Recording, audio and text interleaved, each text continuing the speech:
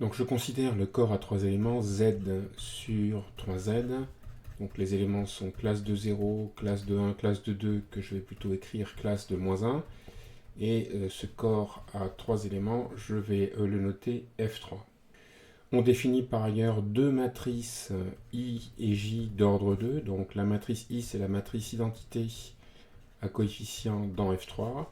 Et la matrice J est une matrice de 2 à coefficient dans F3, dont les coefficients sont par ligne, classe de 0, classe de 1, classe de moins 1 et classe de 0. À partir de là, on construit l'ensemble C formé des combinaisons linéaires de I et de J à coefficient dans F3. Donc l'ensemble des XI plus YJ lorsque X et Y parcourent le corps F3.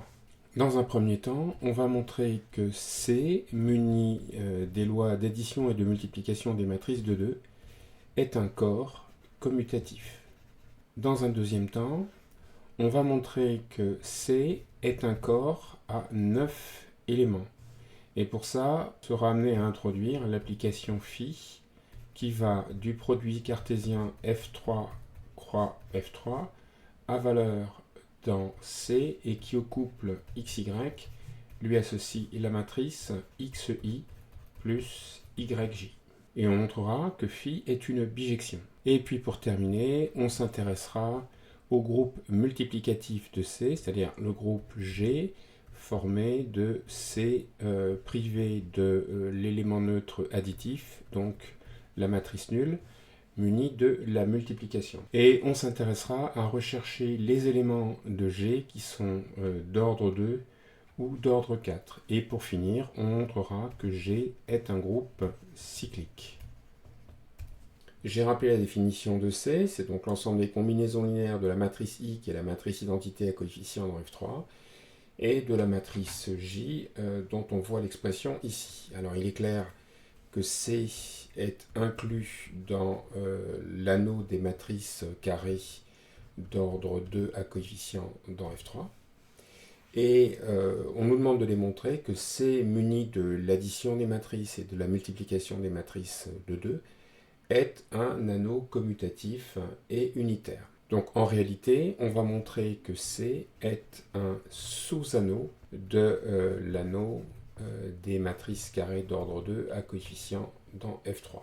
Et même que c'est un anneau commutatif et unitaire. Et puis dans un deuxième temps, on montrera que C est un corps. Donc pour cela, on va montrer les points suivants. On va montrer que l'opposé de la matrice identité appartient à C. On va montrer que C est stable pour l'addition des matrices. Et puis que C est stable pour la multiplication des matrices. Et au passage, on vérifiera que la loi multipliée est commutative dans C. Alors j'ai rappelé donc la définition de C. Montrons que moins I appartient à C. Donc en effet, il est immédiat que moins la matrice identité s'écrit moins classe de 1 multiplié par la matrice identité plus 0 multiplié par la matrice J. Donc maintenant, on va se donner deux matrices, disons M égale XI plus YJ, donc une matrice de C. De même, une deuxième matrice M' égale X'I plus Y'J. Donc ici, X et Y sont des éléments de F3, et de même, X' et Y' sont des éléments de F3. Donc on va regarder déjà la somme. Donc M plus M', de manière évidente, on peut regrouper les I ensemble et les J ensemble.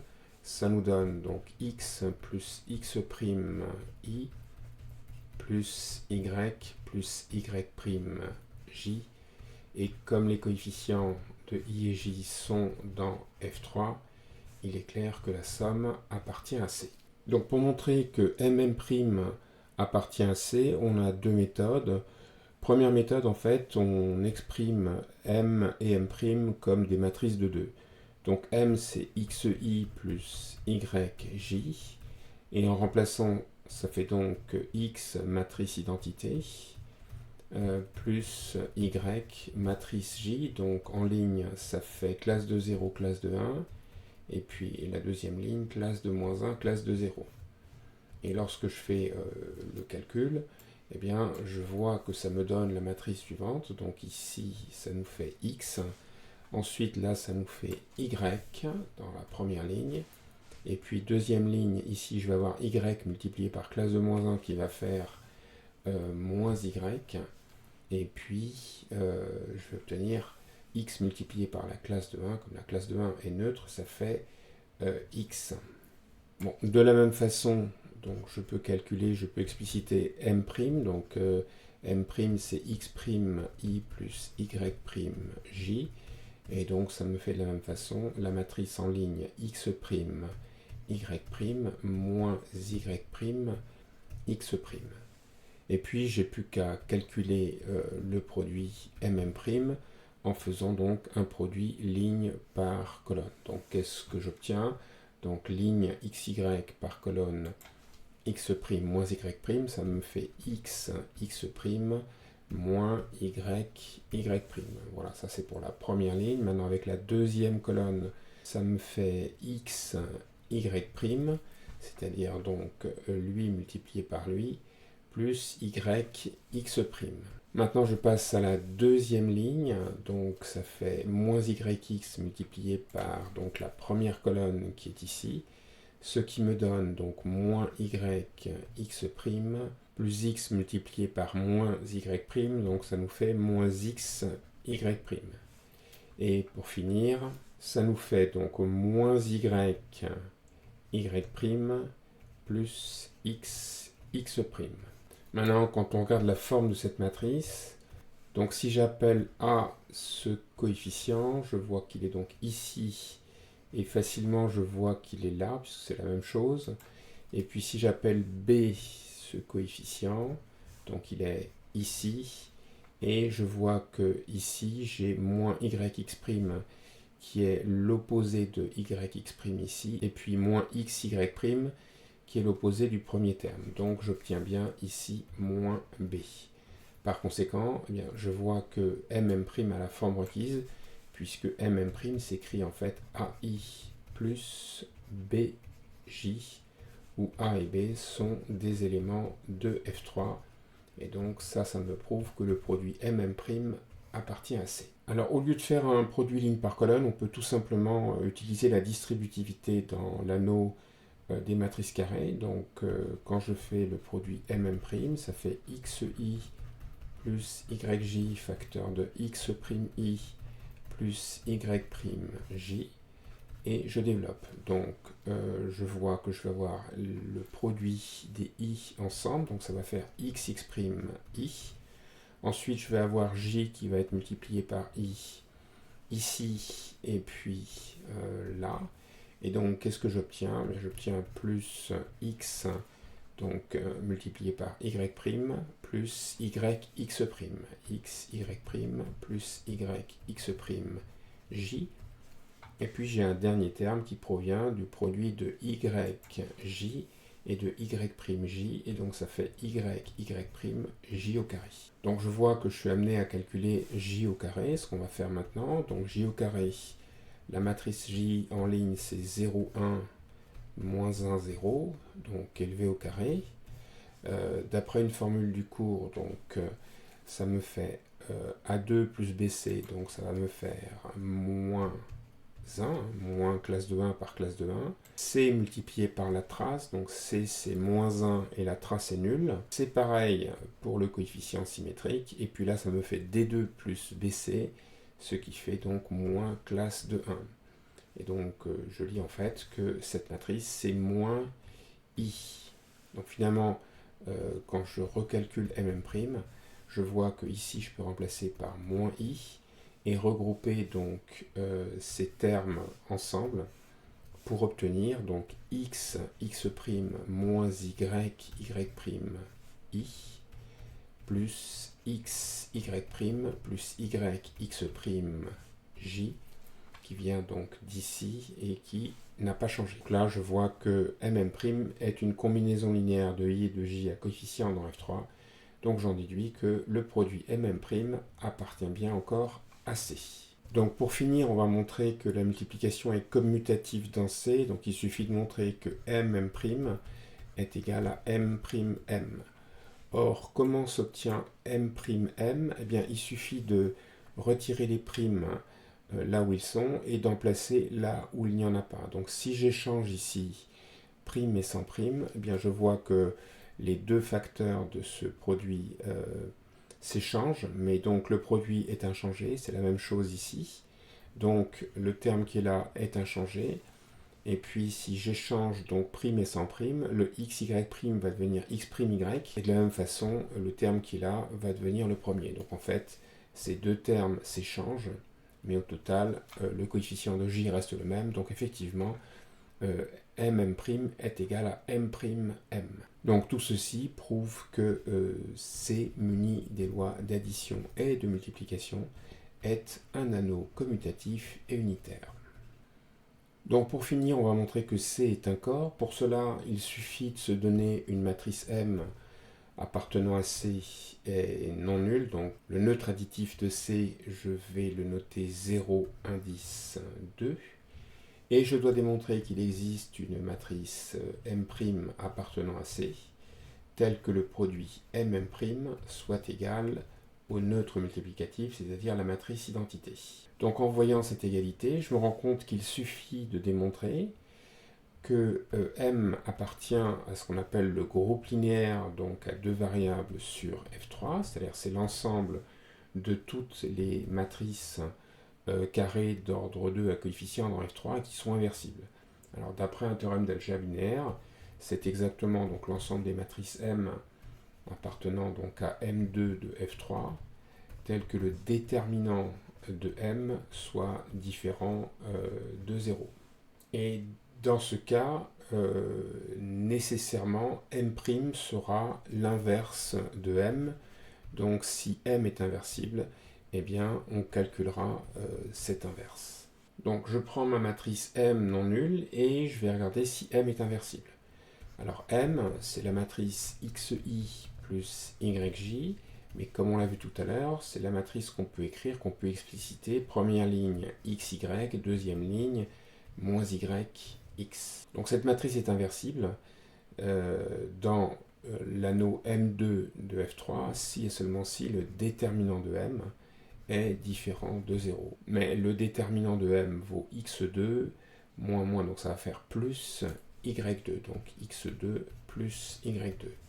Et donc la question est de savoir si ça c'est différent de 0 dès lors que donc, la matrice M est différente de la matrice nulle, donc dès lors que le couple xy est différent du couple 0, 0.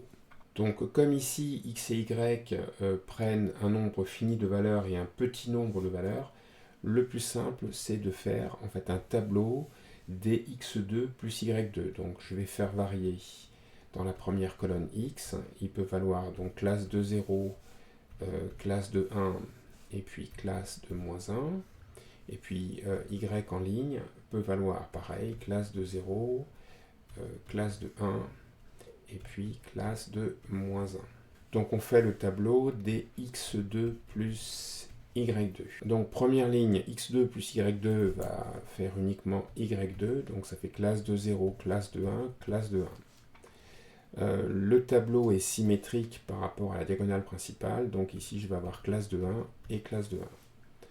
Deuxième ligne, donc je vais faire x2 plus y2, donc ça me fait classe de 1 au carré plus classe de 1 au carré, ça fait donc classe de 2. Classe de 2 dans F3, ça fait classe de moins 1. Et puis, de la même façon, ici j'obtiens classe de 1 au carré plus classe de moins 1 au carré, ce qui fait encore classe de 2, donc classe de moins 1. Le tableau est symétrique, donc ici j'ai classe de moins 1, et puis pour finir, ici j'ai classe de moins 1 au carré, plus classe de moins 1 au carré, ça me fait encore classe de moins 1. Donc au total, on se rend compte de quoi? Eh bien on se rend compte que x2 plus y2 ne peut valoir 0 que si x égale y égale la classe de 0, ce qui a été exclu. Donc finalement, on vient d'établir que quel que soit le couple XY appartenant à F3 croix lui-même est privé donc de 0, 0, eh bien je peux dire que x2 plus y2 est différent de 0. Donc il en résulte que quelle que soit la matrice M appartenant à C et non nulle, eh bien le déterminant de M est différent de 0. Et donc j'en déduis que M est inversible dans l'anneau M2 de F3. Donc ça veut dire que le candidat à être inverse, M', ne peut être que l'inverse en question. Donc on va calculer cette inverse. M est égal donc à en ligne xy moins yx. Donc d'après une formule bien connue, je connais M-1, donc c'est 1 sur déterminant de M, donc 1 sur x2 plus y2.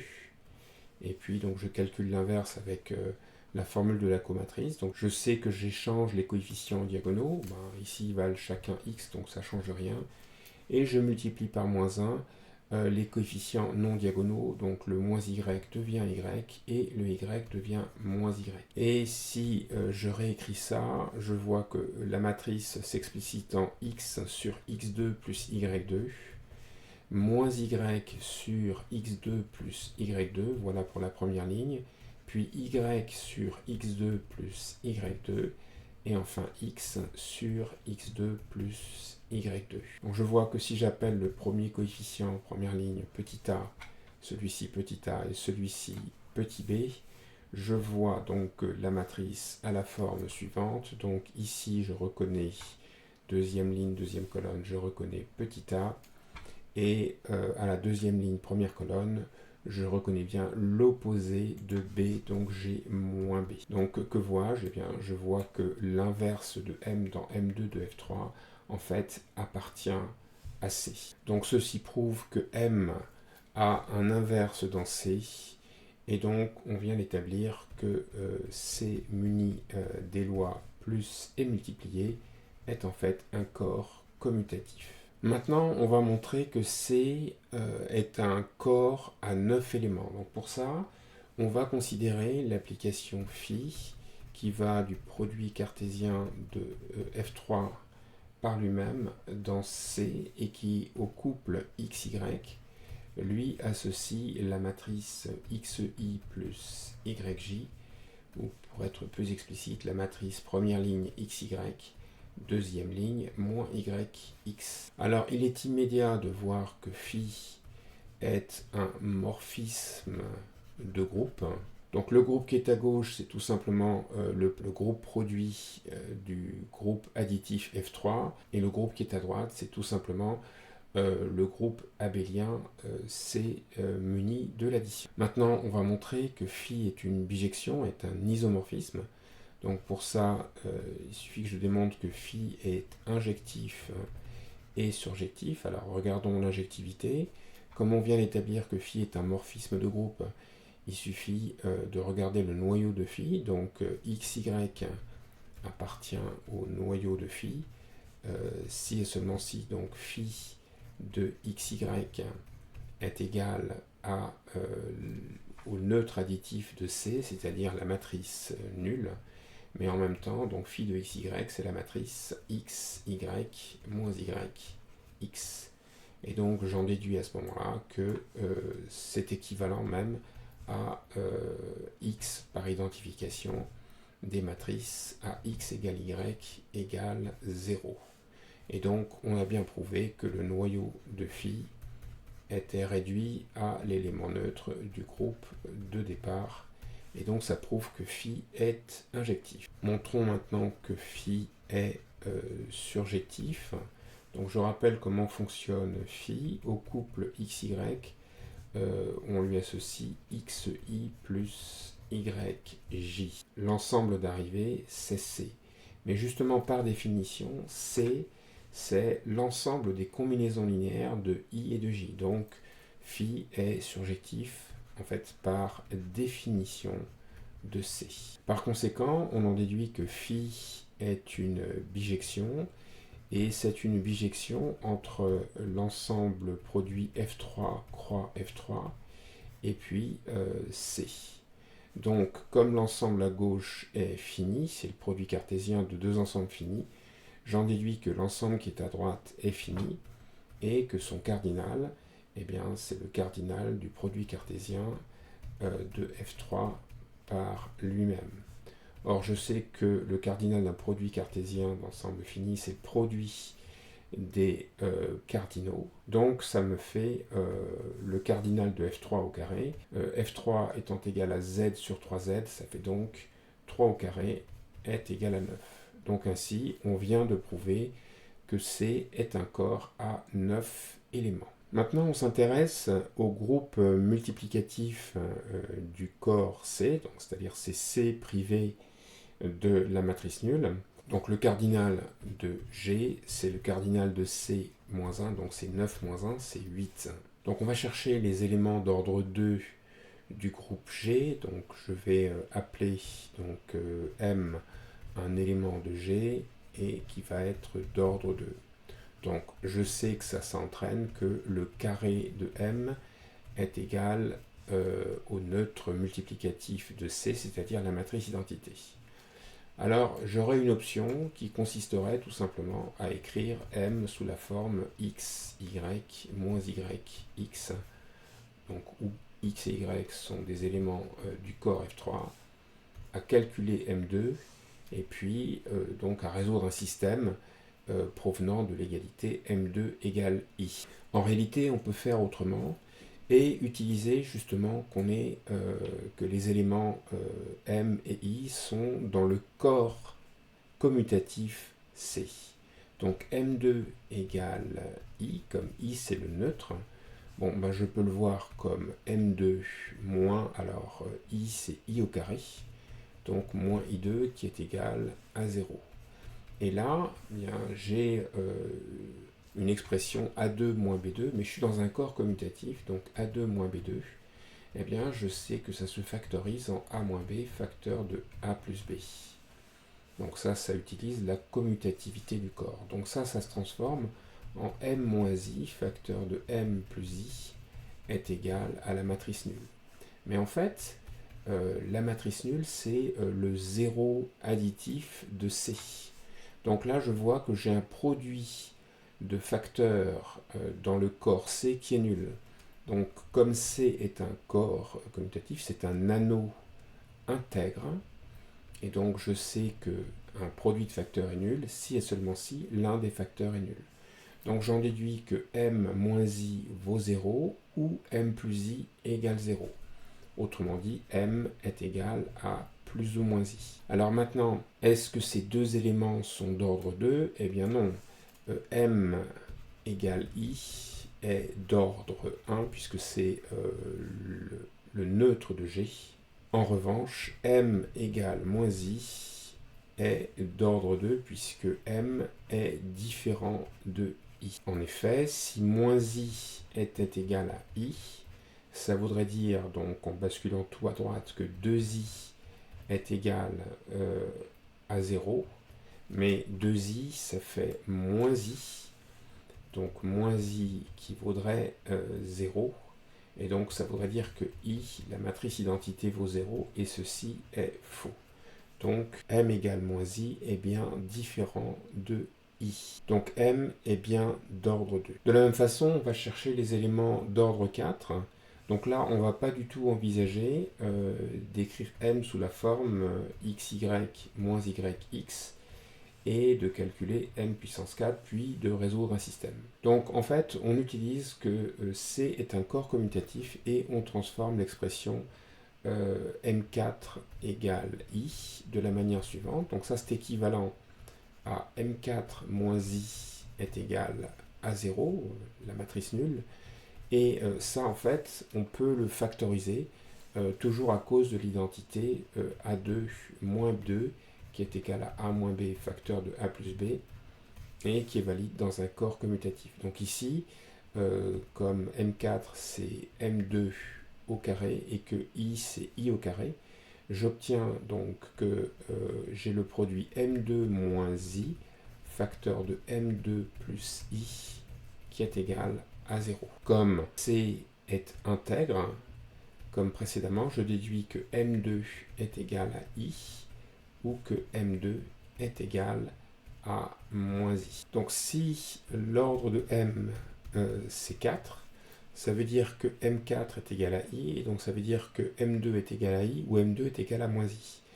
Mais si M2 est égal à I, eh bien ça entraîne que l'ordre de M est 1 ou 2, qu'il est inférieur ou égal à 2. Donc je ne peux pas l'accepter, et par conséquent, ça veut dire que si l'ordre de M est égal à 4, c'est que M2 est égal à moins I. Alors là, on pourrait à nouveau être tenté d'écrire M égale XY moins YX, mais on peut s'en sortir autrement, parce que M2 égale moins I, eh bien, c'est équivalent à dire que M2 plus I est égal à 0.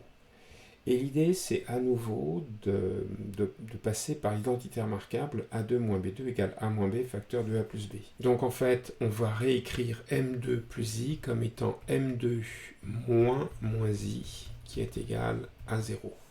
Et on voudrait écrire moins I comme le carré de quelque chose. Or, tout à l'heure, lorsqu'on a examiné la stabilité de C pour la multiplication, eh bien, on avait observé que J au carré valait moins I. Donc, on va remplacer, et on voit donc que l'équation initiale est équivalente à M2 moins, je remplace, donc ça me fait J2 est égal à 0. Et là, je vois que je peux factoriser, donc en M moins J, facteur de M plus J, qui est égal à 0. Et tout ça, c'est équivalent à la ligne précédente. Donc, par intégrité du corps commutatif, j'en déduis que M est égal à J, ou M est égal à moins J. Et réciproquement, si M est égal à plus ou moins J, eh bien, j'ai M2 qui est égal à moins I. Donc, ça veut dire, entre autres choses, que M2 n'est pas égal à I. Et puis, si j'élève au carré M2 est égal à moins I, eh bien, j'obtiens M4 égale moins I au carré, qui nous fait donc I. Et donc, je vois que la plus petite itération de M qui donne le neutre multiplicatif, c'est 4. Donc, ça me prouve que l'ordre de M est égal à 4. Donc, finalement, une matrice M de C est d'ordre 4 si et seulement si M est égal à J ou M est égal à moins J. Donc déduisons-en que le groupe G est cyclique.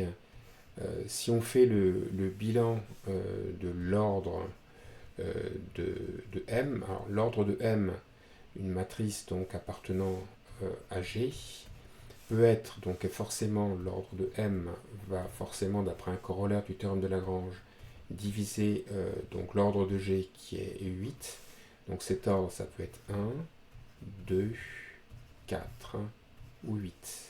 Et on va voir le nombre d'éléments d'ordre donné. Donc d'ordre 1, eh bien, je n'ai que l'identité, la matrice identité, donc 1. D'ordre 2, et on les a cherchés tout à l'heure, on a vu qu'il y avait juste moins I. D'ordre 4, on vient de les trouver, il s'agit de plus ou moins J, donc il y a 2 éléments, ici c'est plutôt un élément. Et donc ça veut dire qu'il y a 4 éléments d'ordre 8. Donc il y en a au moins un, et donc ça veut dire que si M est d'ordre 8, ça veut dire que le sous-groupe de G engendré par M est d'ordre 8, et comme G est d'ordre 8, c'est que c'est G tout entier. Et donc, ça me prouve que G est cyclique.